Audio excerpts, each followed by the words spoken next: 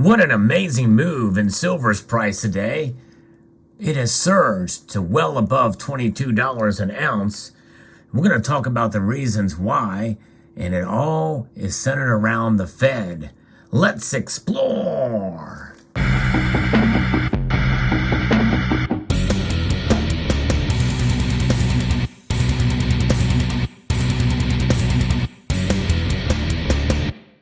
Greetings, members one and all of the Salivation Nation. Silver has surged, beating all the other metals by a mile.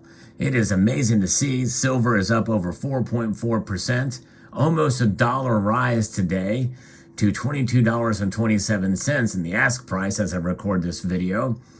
Gold was only up 1%, up to $1,769. Palladium, platinum, and rhodium are all up as well, with platinum being just the behind, but behind by over 1% to over $1,000 now per ounce for platinum. So it's pretty remarkable to see. But silver is the metal that has really taken off today. And the gold to silver ratio now has narrowed to below 80. And this is definitely good news, and it's remarkable. And it plays off of what I said in yesterday's video, that one thing we can count on for silver is that it will be very volatile. And that is, we're starting to see that now, remarkably here as we head into the Christmas season.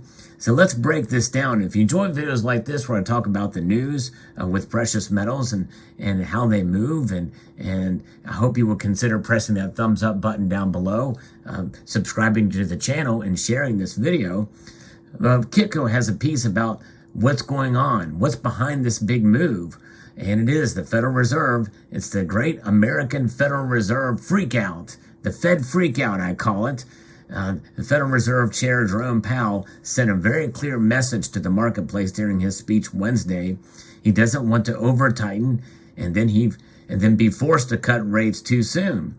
This is why slowing down the pace of rate hikes makes the most sense at this point in time. That should not surprise anybody. This is not a pivot. Let me repeat that, folks. This is not a pivot. This is just a slowing down of what they're already doing. So Powell listed several techniques for finding a new neutral rate without running the risk of tightening too much. And this is where he is looking at, according to his speech at the Brookings Institute. One risk management technique is to go slower and feel our way to what we think is the right level. Another is to hold on longer at a high level and not loosen policy too early, he said Wednesday. Most of us saw this coming. In fact, if we look at the Fed Watch tool that the Federal Reserve has, really there's not been much change at all. It's about 75% of participants think that the Fed is going to do a 50 basis point rate hike instead of a 3/4 point rate hike, which is pretty much in line with what we've been saying for quite a few weeks here. He made his comments when speaking on the topics of economic outlook, inflation, and the labor market at the Brookings Institution. So following Powell's dovish statements, gold surged to daily highs, and silver all but exploded today in response as well, too. The Fed chair once again pointed out that monetary policy acts with a lag, noting that the full effects of central banks' rapid rate increases are yet to be felt. He added that a slower pace of rate hikes could come as soon as a December FOMC meeting. And likely with most of us, we feel it's going to be that slower pace down a quarter point. It makes sense to moderate the pace of our rate increases as we approach the level of restraint that will be sufficient to bring inflation down. The time for moderating the pace of rate increases may come as soon as a December meeting, Powell said during his speech. To me, there's no surprise at all, but the market had a different reaction, for sure. In fact, all of his comments here have led to the stock market going up by over 2%, the NASDAQ up over 4%, pretty much right in line with silver, by the way. The dollar index has actually dropped, though, for fear of what's going on there, to 106.02. It's just over a 3/4% drop for the dollar, but so this is an overreaction. And the precious metal prices, I believe, are overreacting now, which really falls in line again with what I mentioned in my prior video about the one thing we can count on is this kind of radical reaction to the freakout, I call it, to what the Fed is doing. Powell also addressed his October comments about the path to a soft landing narrowing. It has narrowed because if you look over the course of this, nobody expected us to raise rates this much. No one expected inflation to be this strong and this persistent and to spread so broadly through the economy. Well, I'm going to stop right there in the middle of that quote and say, many of us expected inflation to do this. Look at what they did during COVID. Look at all this money printing that's been going on. Many of us saw it well before the quote Fed did. And by the way, the Fed should have raised rates this high much sooner than they did. So to say that nobody expected this is a misnomer, because many of us that pay attention, we saw it coming. The fact that the Fed didn't should tell us something. In reality, they probably knew, but they didn't want to do anything about it for political reasons. That's the problem. The quote continues, so to this extent, we need to keep rates higher for longer. That's going to narrow the path to a soft landing. But if the Fed gets more evidence that the inflation is coming down, there's a way to achieve that softish landing. In this scenario, Powell envisions that unemployment rate going to, the unemployment rate is going to put the U.S. economy avoiding a severe recession. We are starting to see other layoffs, and the job numbers came out, and they weren't as good as they expected, with increases in hospitality sector and service industries. And most of those are more low-paying jobs, and decreases in higher-paying jobs.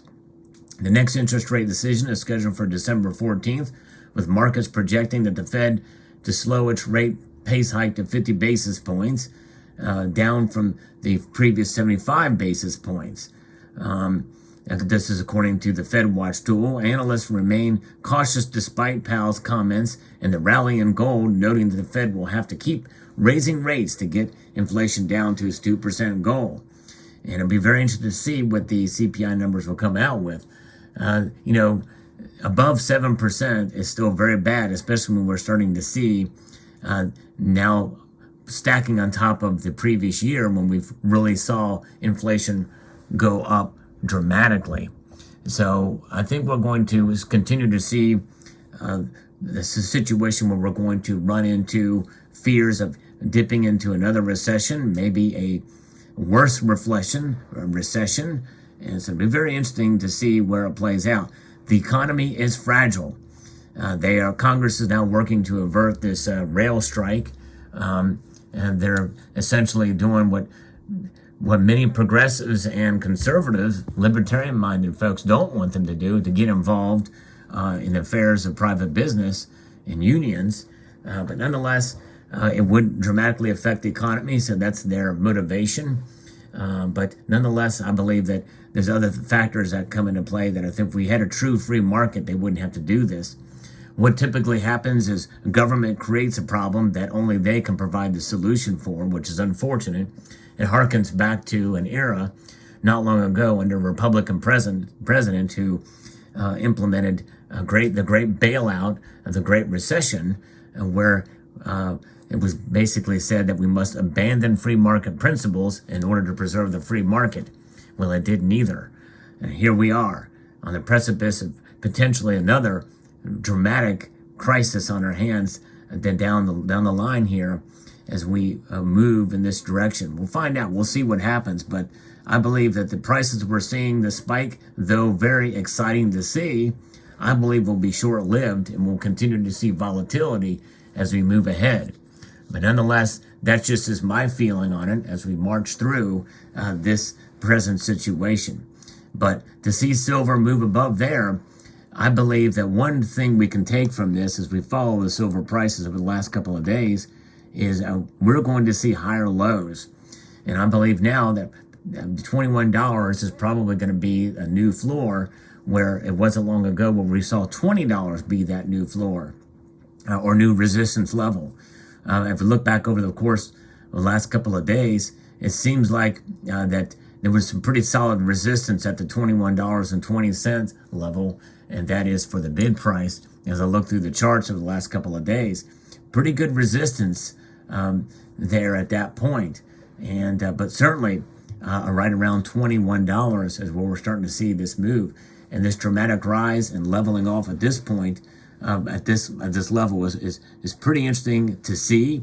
And I believe that since it's starting to level off as the day moves out, and that could mean that tomorrow we could see them kind of pull back fairly dramatically as we assess what the Fed has said in its speech. But as I've said, many years ago, I did a video about when the Fed speaks, one word, and that was when Janet Yellen was the Fed chair. She's now Treasury Secretary. A couple of words can move the needle fairly dramatically in terms of the dollar index, in terms of the markets in general, in terms of precious metals. Now, there are some who feel that the markets move, the stock market moves, and that the precious metals move in the opposite of the stock market.